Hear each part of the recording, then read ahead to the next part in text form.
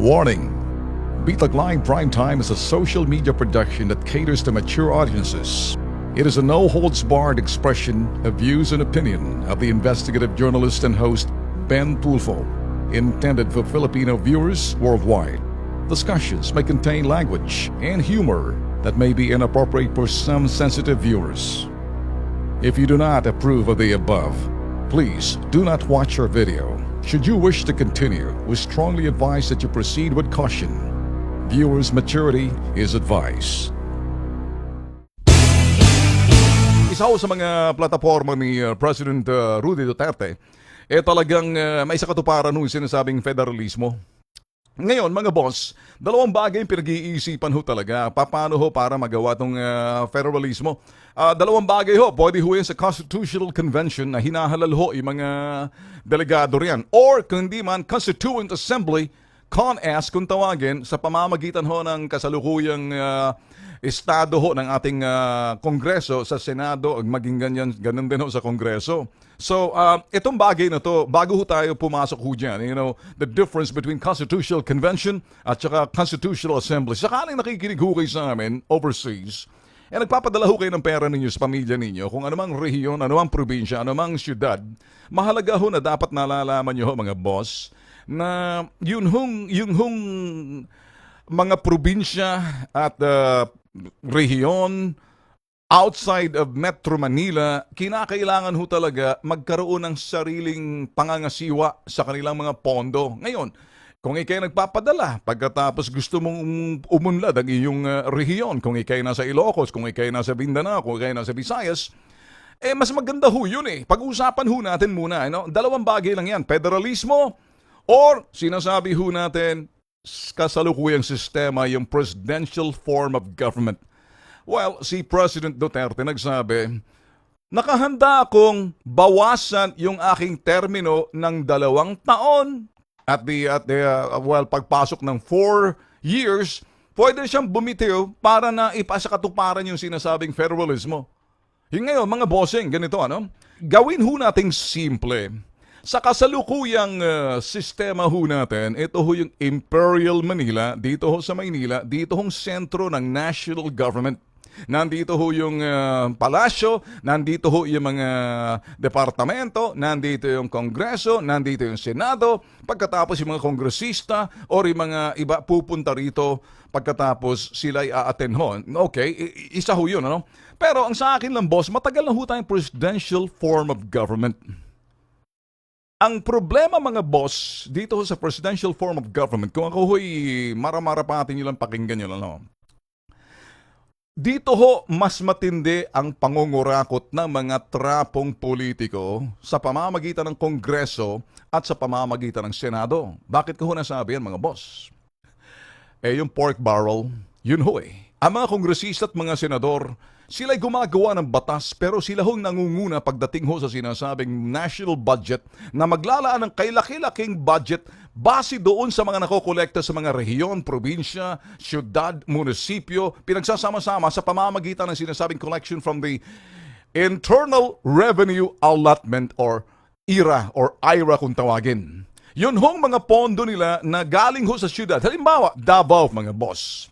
Alam ho ni President Duterte sa Davao na example na lang, let's say, 5 billion ang nakuha niya sa Davao. Ngayon, mga boss, i-remit niya, ipapadala ho yan sa Davao, kunyari Davao or Metro City, Cebu or Cagayan de Oro and any other cities na malaki ho, Quezon City, sabagay, nandito na lang ho yan, Yung mga malalaking cities, ipapadala ho yan, i-remit ho yan. I-remit ho nila sa national government.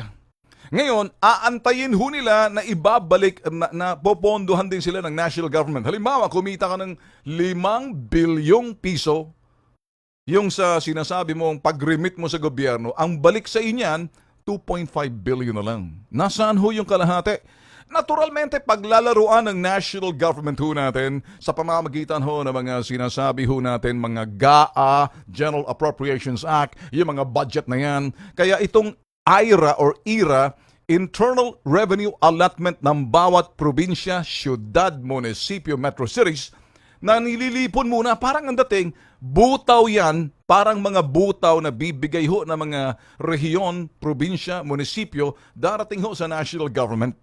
So ngayon mga bossing, sa ganyang klaseng sistema, mas conducive ho sa sinasabi nating corruption. Kasi namamaga at kumakapal ang mga mukat, nagbumubula ang mga laway nitong mga politikong kongresista, senador, pag pinag-uusapan hong pork barrel. And that's the truth. Ang trabaho na dapat paggawa ng batas, hindi ho batas ang tinitingnan. Kung paano ho sila makakuha ng budget galing ho doon sa sinasabing national coffer or kaban ng bayan. Yung laman ng kaban ng bayan, galing ho yan sa mga buwis o remittance na kinita ho ng mga munisipyo, syudad, o rehiyon, sabihin syudad, mga metro cities, na binibigay muna sa national government. So ngayon mga boss, mas persistent ho yung corruption. Kaya mga bossing, kung sinasabing Imperial Manila Presidential Form of Government, kahit na nga si President Duterte sabi niya, bawasan nyo na sa 6 na taon, kahit 4 na taon lang kumanilbihan, para yung 5 at pang-6 na taon, buga na tayo. Federal form of government na tayo. Kasi mga boss, naaabuso Naaabuso pagdating ho sa sinasabing budget. Yung mga kinikita ho ng mga key cities or metro cities na nire-remit ho ng mga ito. Kaya ngayon, kung pag-uusapan ho'y corruption, mga bossing, nandito po yung sinasabing magic na nangyayari. Nandito ho yung sinasabing pagmamasahe na kung saan dyan ho sa pork barrel kickbacks na nanggaling ho sa mga, in fairness doon sa mga metro cities na performer, Davao, Cebu, Cagayan de Oro, at yung ibang mga Bacolod, yung mga every other cities na malalaki. Na kung saan mga bossing, yung mga lalaking rehiyon, malaking na kinikita. At malaki rin yung mga makapal din yung mga tao roon. So, yun hong sinasabi ho natin. Kaya kung pag-uusapan niyo kickback, mas malaki ho ang corruption sa sistema ho ng presidential. Ngayon mga boss, sa federal mga boss, hawak ng mga key cities or mga syudad tulad ho ng sinasabi na Cebu, Davao, Cagayan at marami pang mga metro cities na kung mag-remit ay bilyones din, hawak nilang kapalaran nila. Sila yung mga ngasiwa ng mga pondo na hindi na i-remit doon sa sinasabing national government na pinaglalaruan ang pondo. Kaya di naabusong kinikita ho nila. Nagagamit ho agad nila sa pangangasiwa ng kanilang pondo sa kanilang kinikita. So yun ho kanilang kapalaran hawak nila. At may karapatan ho yung sinasabing syudad na makipag-ugnayan, engage in economic activities with some other countries na hindi na dadaan sa nasyonal. Para din ho yan in California or yung sabihin na ho natin yung Texas or Chicago, that they can form their own destiny by engaging economic activities in some other countries. Ngayon mga boss, kung pag-uusapan ng pangangasiwa ho sa mga rehiyon, yung governance, magkakaroon ho tayo ng malusog na kompetisyon sa mga rehiyon. Magsusumikap sila dahil alam nila yung pondong kinikita nila, sila ang mga ngasiwa. Hindi mo na nire-remit na parang butaw sa national government. Di ho kapareho ng presidential form of government, kinokontrol ho ng palasyo na ayaw ho ni President Duterte. Kaya gusto niya yung mga taga Mindanao, taga Visayas, nandyan sa Ilocos region, yung mga laking rehiyon, sila mismo ang may karapatan sa kanilang kapalaran kung saan nila gustong patutungo. Ngayon, sa federal form of government mga bossing, mas conducive ho to kasi ang pondo mo, hindi mo na ibibigay tapos babalik sa'yo, may hati na.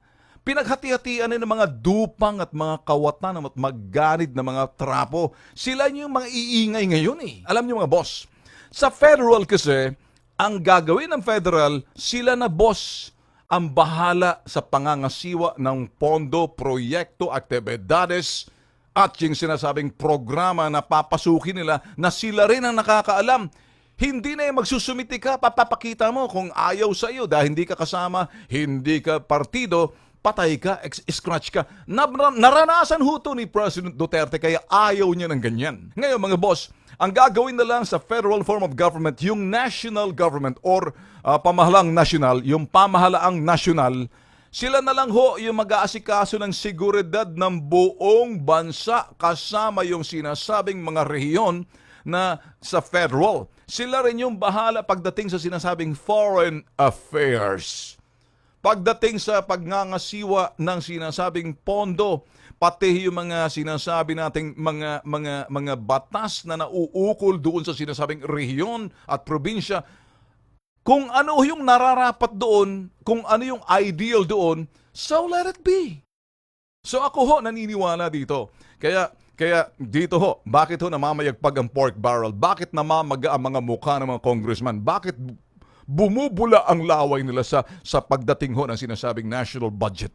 Kasi yun hong kanilang talagang nangangati na ho ang kanilang mga kamay na makadekwat doon sa IRA na pinapadala ng mga ibang syudad na hindi la pera, papakialaman nila Ngayon, kung kasama ka doon sa sinasabing gabinete, hindi ho rito sa gabinete ho ni President Digong kasi I've been talking to some of the cabinet members nila Digong, mga boss. Strict ho sila, follow the rules. Hindi ho kapareho ng panahon ni Notpa. Sa pangalan pa lang, Notpa na mapapanot ka doon sa sinasabi mong pondo, malalagas yung pondo na nanggagaling sa Cebu, sa Davao, pagdating sa iyo, panot na yung budget mo. So ngayon, pag-usapan ho natin yung sinasabing Constitutional Convention. Marami hong kumi-question mga boss. Ano hong kini-question nila?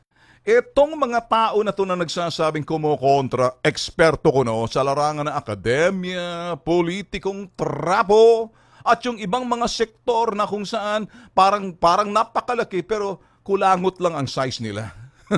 Sila ang nagsasabi, bakit kinakailangan madaliin ni President Duterte? Bakit kinakailangan yung pagplano ng sinasabing Constitutional Convention para doon sa Constitution natin? Instead of Constitutional Convention, bakit Constitutional Assembly? Ang sagot nga nagtitipid yung gobyerno at hindi sinasabing pagtitipid niya, sinasabi, kinakailangan patipid natin kung kinakailangan ihalal nationwide. Kung di ba naman kayo mga putok sa buhong kengkoy, kumagat kulokoy, kung hindi magagawa ngayon, kailan? Sinong presidente? Sigurado paglalaroan niya ng mga putok sa buhong mga partido. Ngayon mga boss, dito sa sitwasyong ito, ideal ho sa termino ni Duterte. Sa termino ni Digong, ni President Digong, ideal kasi wala hong ambisyon itong presidenteng to na panatiliin. Sabi niya, it's lonely at the top. Kumbaga, nagsisisi ako maging presidente pero sabi niya nakaguhit sa kapalaran ko ang pagiging presidente. Sige na nga.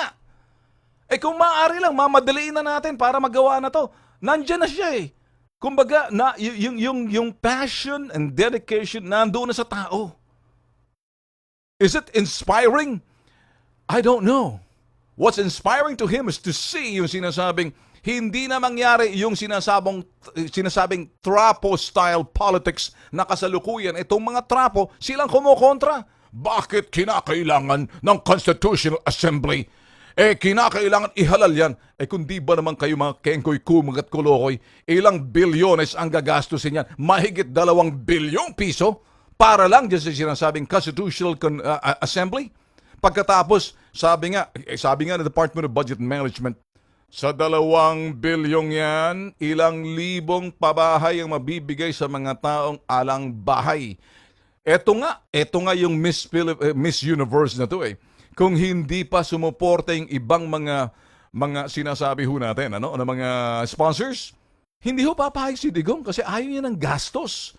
Kaya nga, pinili niya sa Constitutional Assembly instead of Constitutional Convention. Sa Constitutional Convention, magastos. Sa Constitutional Assembly, mas ideal at hindi naman sinasabing mabilis, mas magagawa ng hindi masyado restricted ang kumukontra. Alam niyo ho ba?